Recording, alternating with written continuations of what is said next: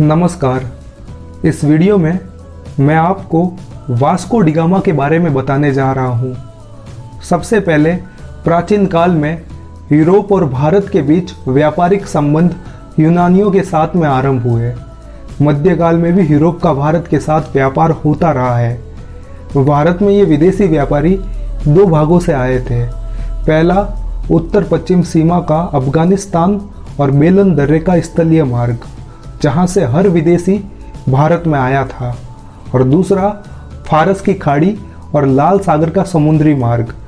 इसमें भी फारस की खाड़ी वाला मार्ग प्रचलित था, जबकि लाल सागर वाला मार्ग ज़्यादा कोरे की वजह से मुश्किल था। एशिया का अधिकांश व्यापार अरब व्यापारियों के हाथों में था। अरबवासी भारत का माल यूरोप के देशों में बेचते थे। यूरोप के देशों के लिए ये व्यापार गर्म मसालों के कारण बहुत महत्वपूर्ण था। यूरोप के देशों में गर्म मसालों की बहुत मांग थी। ये गर्म मसाले यूरोपीय देशों में बहुत महंगे बिकते थे, क्योंकि यूरोप में बहुत ज़्यादा ठंड पड़ती थी और यूरोप के लोग नमक और काली मिर्च लगे मांस पर ही जिंदा रहते थे। ये व्यापारिक मार्ग 14वीं शताब्दी तक निर्विरोध तक चलते रहे। फिर सन 1453 में तुर्की की उस्मानिया सल्तनत या ऑटोमन एम्पायर ने कुस्तुनतुनिया को जीत लिया और उस पर अधिकार कर लिया, जिससे ये मार्ग यूरोपीय जातियों के लिए हमेशा के लिए बंद हो गया।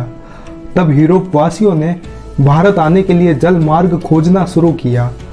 यूरोप में हुए पुनर्जागरण ने लोगों की मानसिकता को बदल दिया था।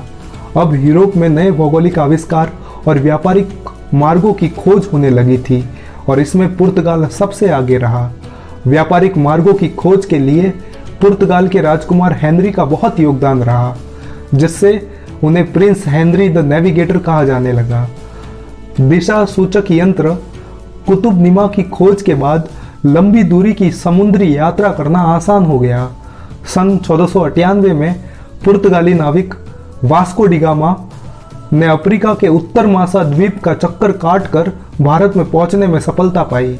भारत तक पहुंचाने में वास्को डी गामा की एक गुजराती व्यापारी अब्दुल मुनीद ने सहायता की थी। वास्को डी गामा पहला नागरिक था जिसने समुद्री मार्ग से भारत में प्रवेश किया था। पुर्तगाली जहाज केरल के कालीकट बंदरगाह पर आया था और वहां के राजा जमेरिन ने वास्को डी गामा का सद्भावपूर्ण ढंग से स्वागत किया था। वास्को डी गामा पुर्तगाल के राजा हेनरी के प्रतिनिधि के रूप में भारत आया था। वास्को डी गामा भारत से लौटते समय जो मसाला यहाँ से लेकर गया था, उससे अपना यात्रा का खर्च निकालने के बाद भी उसने 60% मुनाफा कमाया था, जिससे दूसरे पुर्तगालियों को भी प्रोत्साहन मिला। इसके बाद पुर्तगालियों ने भारत में कई फैक्ट्रियां और कारखाने स्थापित किए। सन 1502 में वास्को डी गामा दूसरी बार भारत आया और यहाँ कई व्यापारिक फैक्ट्रियों को लगाया। सन 1524 में वास्को डी गामा तीसरी बार पुर्तगाल का वायसराय बनकर भारत आया, और कुछ समय यहाँ रहने के बाद वास्को डी गामा की मृत्यु हो गई और केरल के कोचीन में वास्को डी गामा को दफनाया गया।